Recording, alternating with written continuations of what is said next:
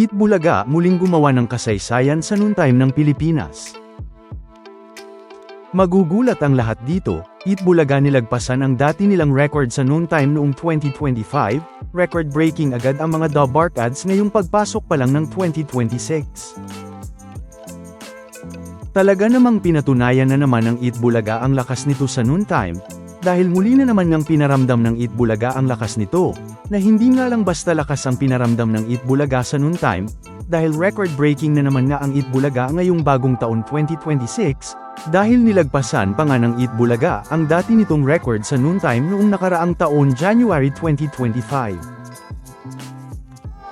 Pero, bago nga natin pag-usapan yan, ay umpisahan muna nga natin ito sa pinakitang lakas ng Eat Bulaga, dahil isang linggo na namang naramdaman ang lakas nito sa noontime, yan nga ay kahit 3 araw na special replay episode ang napanood sa Eat Bulaga mula noong Lunes December 29, Martes December 30, at Miyerkules December 31. Ay makikita ngang lamang pa rin nga ang Eat Bulaga sa Showtime, na makikita ngang umabot ng mahigit 45K ang dami ng nanonood sa YouTube livestream ng Eat Bulaga, at makikitang umabot naman ng mahigit 35K ang dami ng nanood sa YouTube livestream ng Showtime, sa kaparehong oras.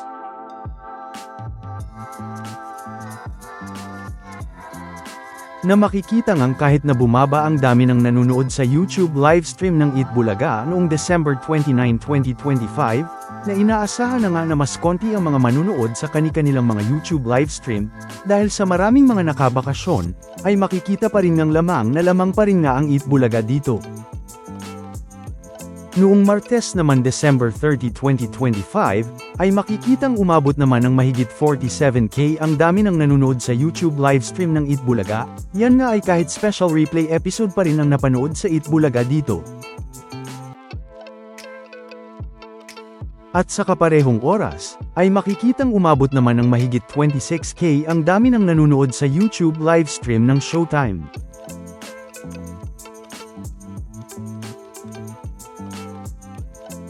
Na makikita ngang mas marami pa rin nga ang nanonood sa YouTube livestream ng Eat Bulaga dito, at mas lamang na lamang pa rin ang Eat Bulaga. Noong Miyerkules naman December 31, 2025, bisperas ng bagong taon, ay makikitang umabot pa rin naman nga ng mahigit 41K ang dami ng nanonood sa YouTube livestream ng Eat Bulaga, yan nga ay syempre, kahit special replay episode pa rin nga ang napanood sa Eat Bulaga. At sa kaparehong oras, ay makikitang umabot naman ng mahigit 20K ang dami ng nanood sa YouTube livestream ng Showtime.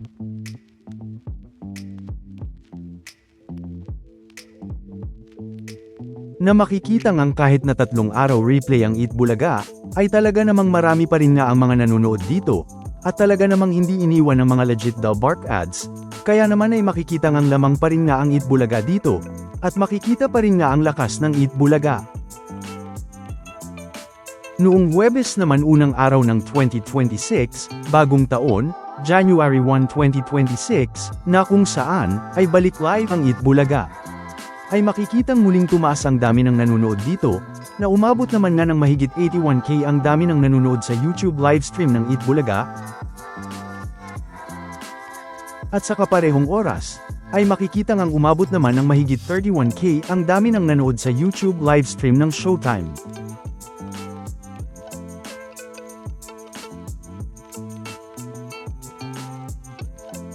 At noong Biyernes naman January 2, 2026, ay mas tumaas pa nga ang dami ng nanonood sa Eat Bulaga, na makikitang umabot naman ng mahigit 97K ang dami ng nanonood sa YouTube livestream ng Eat Bulaga.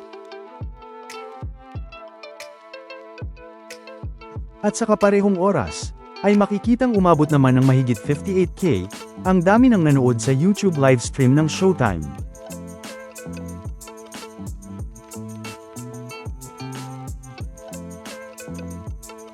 At noong Sabado naman January 3, 2026, ay makikita namang umabot ng mahigit 120K ang dami ng nanonood sa YouTube livestream ng Eat Bulaga.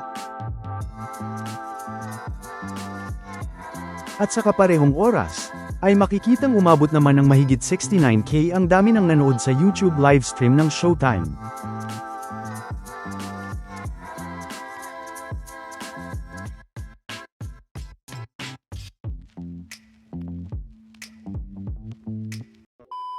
Welcome back mga ka-highlights.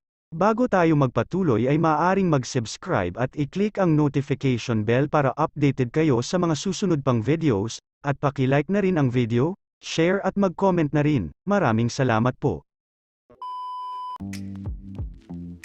Na talaga namang makikita nga dito, kung gaano kalakas ang Itbulaga, at kung gaano din nga kalakas ang mga legit Dalbark ads, sa buong Pilipinas man at ganoon na rin nga sa buong mundo. Pero, yan nga ay kung ikukumpara noong nakaraang taon, January 1, 2025, January 2, 2025, at noong January 3, 2025, na umabot nga ng mahigit 79k ang dami ng nanood noon sa Itbulaga, 88k naman ang sumunod na araw January 2, 2025, at 85k naman noong January 3, 2025. At makikitang umabot naman ng mahigit 25k, 55k at 59k ang dami ng nanood noon sa Showtime noong nakaraang taon sa kaparehong mga araw pa rin, noong 2025. At dahil January 4 ang Sabado noong 2025, at January 3 naman ang Sabado ngayong 2026, ay kung ikukumpara nga ang dalawang views ng Itbulaga sa parehong Sabado noong 2025, at ngayong 2026, ay makikitang ang 103k na dami ng nanood sa Itbulaga noong unang Sabado ng 2025, ay nilagpasan nga ng Itbulaga ito ngayong sa unang Sabado ng taon, dahil umabot nga ng 120k ang dami ng nanood sa Itbulaga sa unang Sabado ng 2026. Nasa mga hindi naman naniniwala, ay maaaring balikan nga ang mga videos natin na ito noong January 2025, na kung saan ay pinag-usapan nga natin ang mga views ng Itbulaga at Showtime noong nakaraang taon. Na kung saan, ay makikita ngang kahit noong nakaraang taon, ay mas marami pa rin nang nanunood sa Itbulaga. Na mas tumaas pa nga ngayong 2026 ang dami ng nanood sa Itbulaga, sa kaparehong mga araw, pero magkaibang taon. Dahil umabot nga ng mahigit 81k ang dami ng nanood sa Itbulaga noong January 1, 2026, kung ikukumpara nga noong nakaraang taon, na umabot naman ng mahigit 79k. At mas mataas pa rin nga ang dami ng nanood sa Itbulaga noong January 2, 2026, na umabot naman nga ng mahigit 97k, kung ikukumpara nga noong nakaraang taon, na umabot naman ng mahigit 88k. Ganun na rin nga noong January 3, 2026, na umabot naman nga ng mahigit 120k ang dami ng nanood sa Itbulaga, kung ikukumpara naman noong nakaraang taon, na umabot naman ng mahigit 85k. Na makikita ngang binasag nga ng Itbulaga ang dati nitong record, ngayong 2026, January 1 hanggang January 3, 2026. Yan nga, ay kahit marami pang ang mga nakabakasyon ng mga araw na ito, nakitang-kita pa rin nga ang lakas ng Itbulaga dito, ganun na rin nga ang mga legit Dalbark ads sa Pilipinas at maging sa abroad. Na isang record-breaking na naman nga para sa Itbulaga, at ganun na rin nga para sa mga Dalbark ads. At gaya nga ng napag-usapan naman natin noong January 3, 2026, ay kahit nga 3 channel pa nga ang nagsama-sama noon, ay hindi pa rin nga nagawang matapatan ng Showtime ang lakas ng Itbulaga, yan nga ay kahit pa 2 laban sa 3 ang labanan sa YouTube livestream ng Itbulaga at Showtime, dahil nga may 3 YouTube livestream ang Showtime, at may 2 lang ang Itbulaga. At kahit nga sa TV ratings, ay tila naging paramihan na nga ang labanan sa TV ratings, dahil nga sa 5 channel ng Showtime ang pinagsama-sama, para gawing TV ratings nila, laban nga lang sa 2 pa ring TV channel ng Itbulaga. Pero, kung titignan naman nga, ay kahit pa nga may 5 channel ang Showtime, ay umabot nga lang ng 4.5 ang TV ratings ng Showtime noong December 2025.